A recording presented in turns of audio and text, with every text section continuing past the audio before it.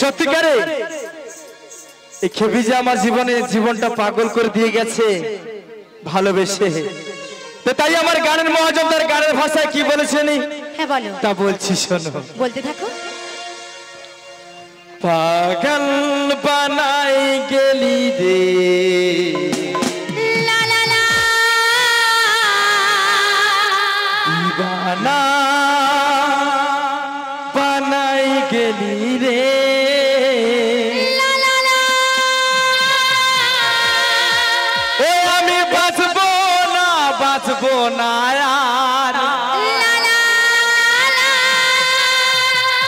हमके माराई गेली रे লা লা লা हमके माराई गेली रे লা লা লা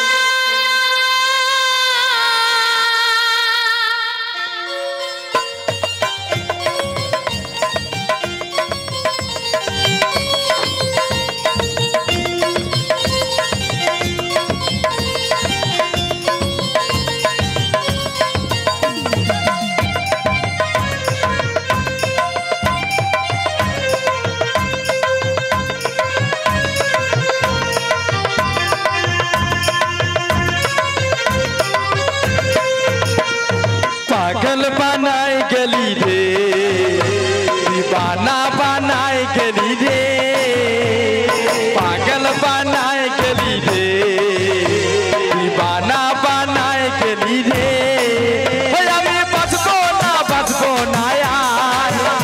আমি বাঁচবো না यार हमके माराई गेली रे हमके माराई गेली रे पागल बनाई गेली रे दीवाना बनाई गेली रे पागल बनाई गेली रे दीवाना बनाई गेली रे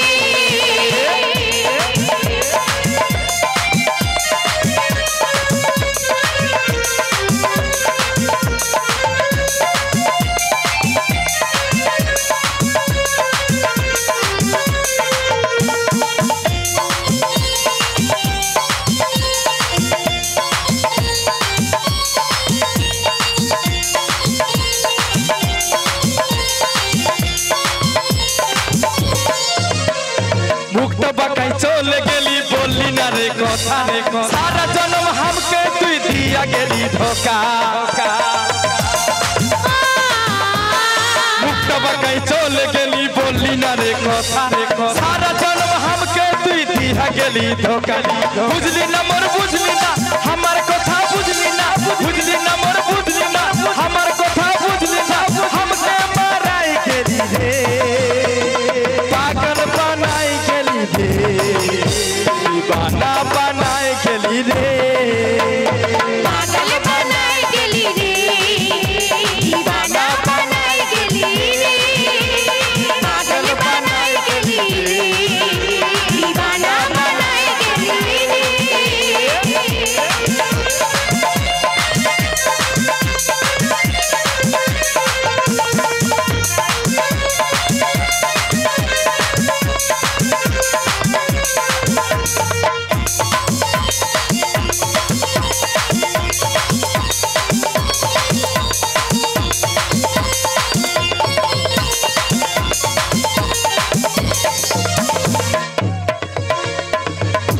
फोटा भूली दूल केने दूर फेले दिली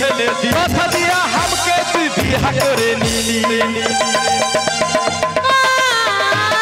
फोटा भूली दूल केने दूर फेले दिली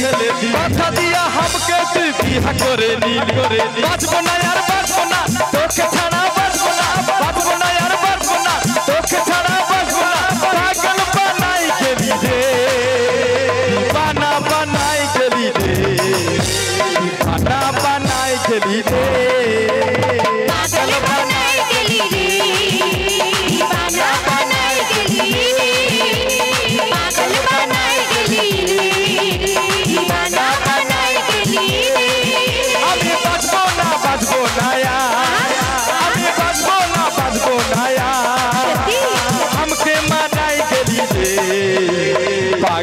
बनाए गेली रे